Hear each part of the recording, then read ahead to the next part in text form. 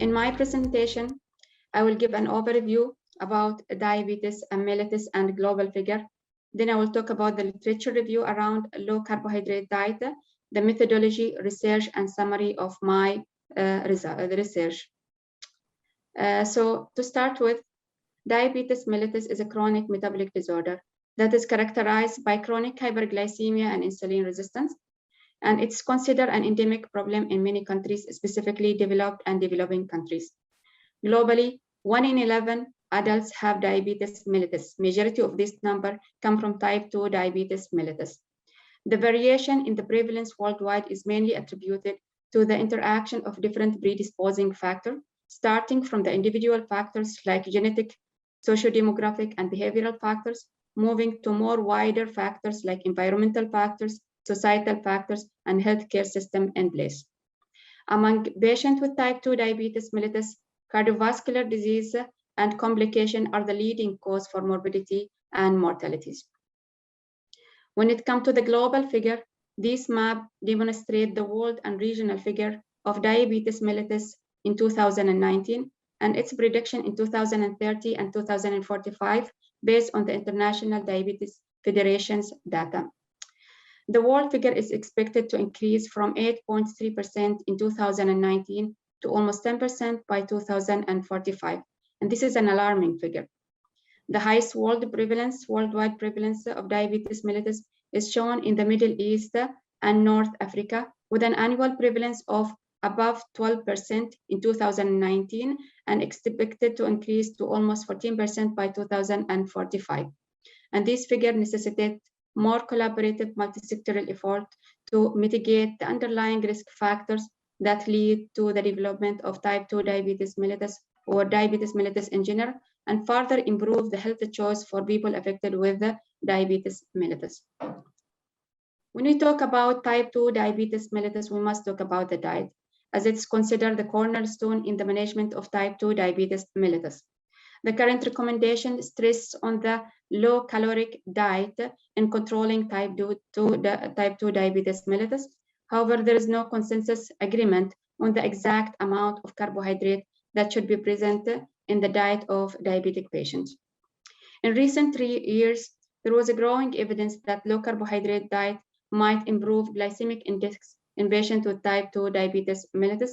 However, these evidence are inconclusive. Low-carbohydrate diet is defined by the American Academy of Family Physicians as reducing the consumption of carbohydrate to 20 to 60 grams per day, that is less than 20% of daily caloric intake. However, there is no widely accepted definition of what is considered a low-carbohydrate diet. It might be as low as 20 grams per day, this is what we call it ketogenic diet, or it could be as high as 130 to 140 grams per day. Additionally, a lot of researchers around this topic have used different kind of level of what we call it low carbohydrate diet, and even the research methodology around this topic were hugely variable. And this might be the reason for conflicting evidence around the effectiveness of low carbohydrate diet in the management of type 2 diabetes mellitus. Let us talk about some of the literature review around diabetes mellitus and low carbohydrate diet. The first study is randomized controlled trial that examined the effectiveness of low carbohydrate diet at level of 130 grams per day with conventional caloric restricted diet in Japanese patients with poorly controlled type 2 diabetes mellitus over 6-month period. And the inclusion criteria are adult with HbA1c more than 7.5 in the last 3 months, those with BMI more than 23 kilograms per cubic meter, and those who have received at least 2 educational programs on caloric restricted diet. And the primary outcome of interest in this study was glycated hemoglobin and body mass index. Results showed that 6 months, 130 grams per day low carbohydrate diet has significantly reduced the glycated hemoglobin and the BMI in poorly controlled Japanese patients with type 2 diabetes mellitus. And the author concluded that low carbohydrate diet is potentially useful nutritional therapy for Japanese patients who cannot adhere to caloric restricted diet. Another single-arm pilot study that examined the effectiveness of low carbohydrate ketogenic diet at level of less than 20 grams of carbohydrate per day in improving glycemia and reducing medication in patients with type 2 diabetes mellitus over 4-month period. And the inclusion criteria was adult with HbA1c between more than 6.5 and BMI over 25 kilogram per cubic meter, and those who have no previous history of end organ damage. And the result showed that glycated hemoglobin improved from 7.5 at baseline to almost 6.1% by the end of the study, and this was statistically significant. This reduction in glycated hemoglobin was noticed along with the reduction or discontinuation of diabetic medication. This study also showed that low carbohydrate diet reduced the weight and BMI and the waist circumference significantly by the end of 4-month period. This is systematic review and meta-analysis of randomized controlled trial that examine the effectiveness of low carbohydrate diet at energy percentage below than 45% in compared to high carbohydrate diet.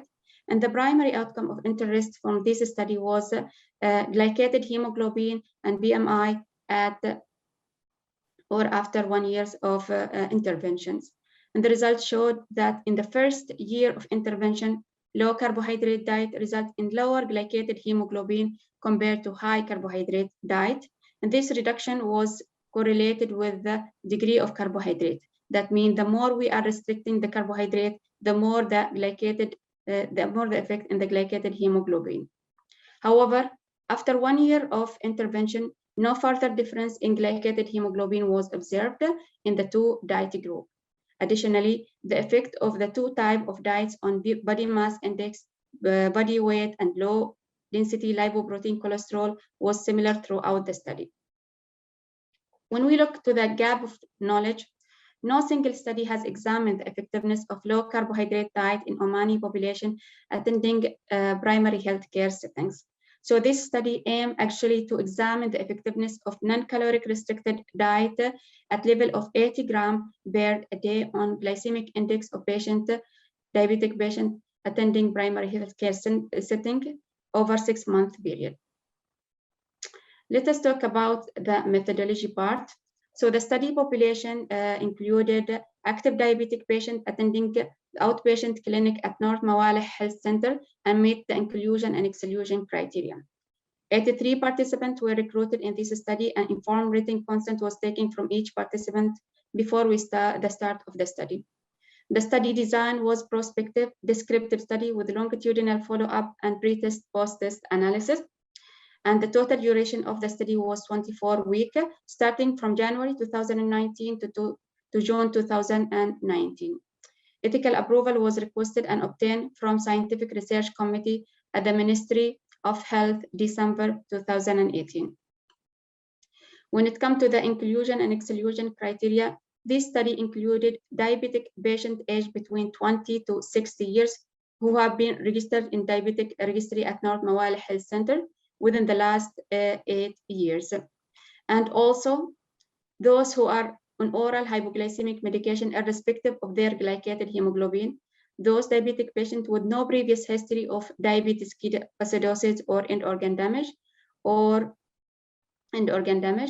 and those with body mass index equal to or more than 25 kilogram per cubic meter, and those with no previous or those with no change in diabetic medication in the last 3 months. The exclusion criteria were diabetic patients in insulin therapy, those who have previous history of diabetic ketoacidosis or end organ damage, pregnant or breastfeeding ladies with type 2 diabetes mellitus, and patients who fail to adhere to non-caloric restricted low-carb diet. When it comes to the intervention, at baseline, history examination was taken from the participant along with the lab investigation. Participant also was given detailed information about non-caloric restricted low-carb diet at level of less than 80 grams of carbohydrate per day that was delivered by dietitian or treating physician. The decision behind setting this cutoff level of carbohydrate was decided after reviewing the literature and taking the input from the dietitians about the feasible and effective dietary regimen that can be implemented at the primary care setting. A written instruction on what type of and amount of carbohydrate is allowed in each meal was also provided for each participant. At the same time, and to compensate for energy deficit that might occur because of restricting the carbohydrate, participants were allowed unlimited amount of protein and unlimited amount of unsaturated fatty acid. Along with diet advice, exercise advice was also given for patients, but no formal exercise regimen was advised. Participant was also advised to keep record of free flow measurement at least 3 times in a week, along with dietary, diary of their diet they are following. Those who fail actually to adhere to low carbohydrate diet or those who lost follow-up were excluded from the study. The follow-up was done initially every alternate week in the first month and then monthly thereafter. When it comes to the measurement taken, anthropometric measurement along with reflow measurement was taken at each visit, and a review of the medication was done at each visit along with adjustment of medication if indicated. Lab investigation was done at baseline, 3-month and 6-month period. The primary outcome of interest for this study was glycated hemoglobin at 6-month period, and secondary outcome was anthropometric measurement at 3- and 6-month period, biochemical markers in terms of total cholesterol, LDL, HDL, triacylglyceride, estimated GFR, TSH, and uric acid at 3-month and 6-month period, and medication adjustment at 6-month period. When it comes to the statistical analysis, window-based SPSS statistical package was used to run the analysis. Descriptive statistics was presented as number percentage for categorical variable and mean standard deviation for continuous variable. And to run the pre-test, post-test analysis, a paired test was obtained in 2 periods, 3-month period and 6-month period. And the result of the paired test was presented as mean difference and 95% confidence interval. P-value of less than 0.05 was considered as statistically significant. When it comes to the result, out of 30, 83 participants recruited in this study, 71 had completed the 24-week period with 14% discontinuation rate. The reason of this withdrawal was mainly difficulty to adhere to the diet regimen, unable to attend the proposed appointment schedule, or non-specific symptoms in terms of nausea or headache or constipation. This table represents the baseline characteristic of socio-demographic and clinical factors of 71 participants. The mean age of this cohort group was 48 years, with almost 2/3 of them were female and 2/3 of them were unemployed. The mean weight at the baseline was 82 kilograms, and the mean BMI was 32.5 kilograms per cubic meter, and the mean waist circumference was 111 centimeters. This table represents descriptive statistics of biochemical along with the anthropometric measurement at baseline, 12 weeks, and 24 weeks. And when you look to the colored data, colored variables that represent only the anthropometric measurement in terms of weight, BMI, and waist circumference at 3 periods. In general, there was a reduction actually in the 3 measurements toward the end of the study. Specifically, the weight reduced from 82 at baseline to 76 by the end of the study. The BMI also reduced from 32.5 kilograms per cubic meter to almost 30 by the end of the study.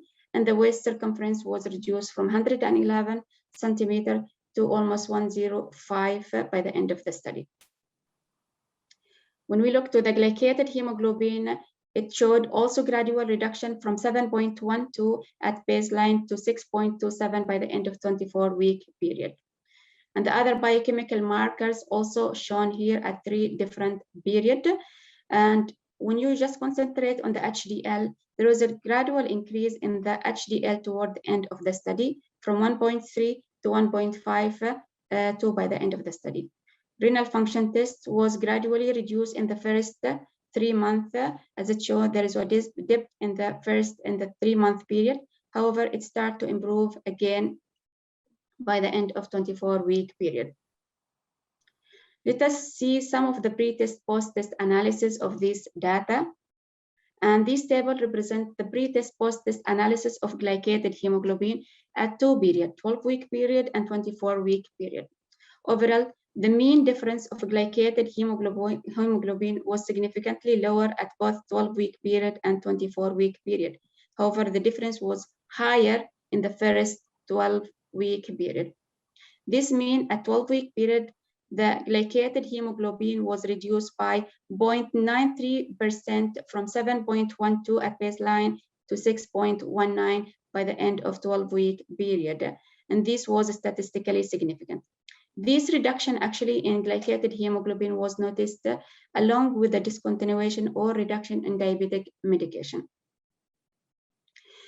When we look to the categorical glycated hemoglobin categories at baseline, almost 40% of participants were having glycated hemoglobin above 7%. However, this percentage was halved to 20% by the end of the study, and this was statistically significant.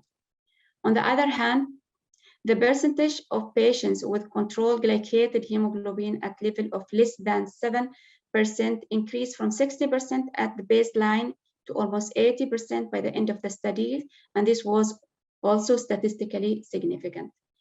This improvement in glycated hemoglobin again noticed along with the reduction or discontinuation of diabetic medication. This table presents a pre-test, post-test analysis of anthropometric measurement at 12-week and 24-week period. And from this table, there is significant reduction in weight, BMI, and waist circumference at both 12-week period and 24-week period. However, the effect was more pronounced at 24-week period compared to 12-week period.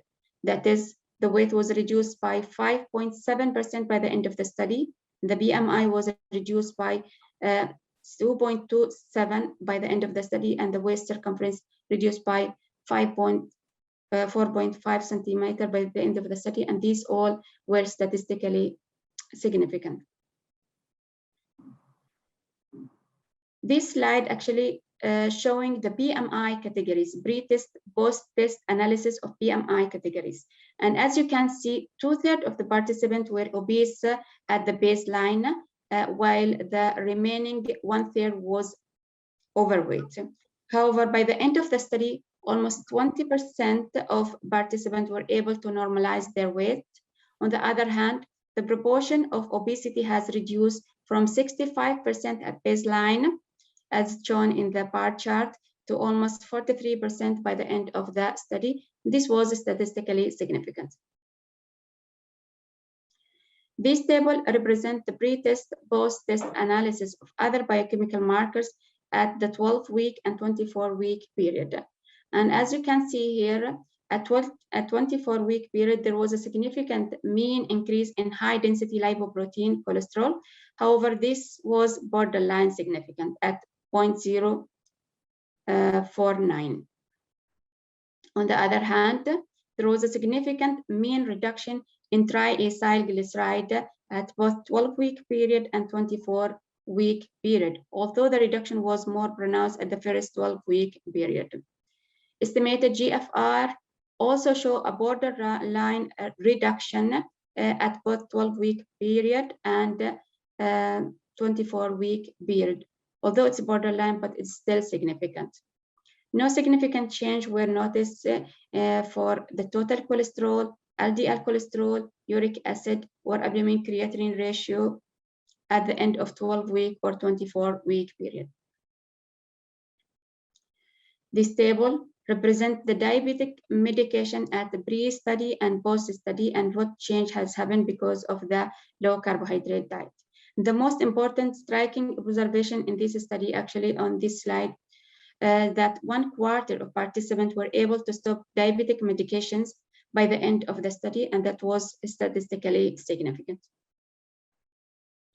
So in summary, non-caloric restricted low carbohydrate diet at level less than 80 grams per day could able to reduce glycated hemoglobin, BMI, weight circumference in this sample of study population, a 12-week period and 24-week period, along with the reduction or discontinuation of diabetic medication. And this observation was consistent with many studies around the effect of low carbohydrate diet and diabetes mellitus. This study also showed significant improvement in HDL and triacylglyceride at 24-week period. Almost 1/4 of the population could manage to stop their treatment at the end of this study, and this was also great achievement for diabetic patients. The current study also showed a significant reduction in estimated GFR at both period, 12-week period and 24-week period, which was not seen in other study. The possible explanation of this study was the fact that we allowed unlimited amount of protein in this diet that might adversely affect the renal function test. When we come to the strength and limitation of this study was the first study that explored the effectiveness of non-caloric restricted low carbohydrate diet in Omani diabetic population attending primary health care setting. Having said that, this study have many limitations. The biggest limitation of this study is the absence of control group to compare the result with. Also, using self-reported method of both reflow measurement and food diaries could also lead to bias in these study results.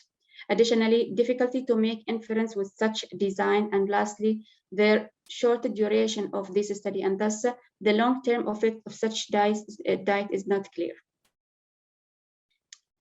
When it comes to the study implication, non-caloric restricted low carbohydrate diet is easy to implement for diabetic patients attending primary healthcare setting, and especially for those who are unable to adhere to caloric restricted diet. This type of diet could also benefit those who are having higher BMI and cannot adhere to caloric restricted diet. However, there is a concern regarding deterioration in renal function test. Thus, we need to be very careful when we prescribe such regimen for patients who are at risk of renal impairment. And more research actually warranted to further explore the long-term effect of non-caloric restricted low-carb diet on diabetic medication. These are my reference, and thank you very much.